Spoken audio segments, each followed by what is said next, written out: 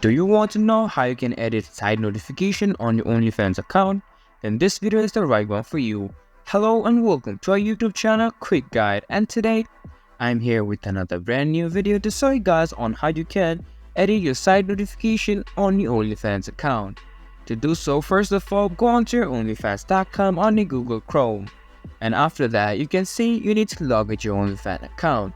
After that, go on to more and then go on to settings.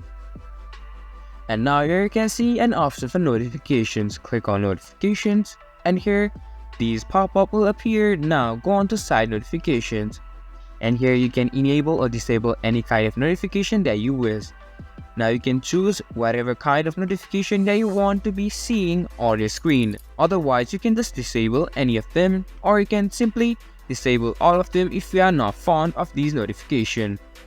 That's much for this video. I hope you guys find our video helpful of how you can edit your side notification on your OnlyFans.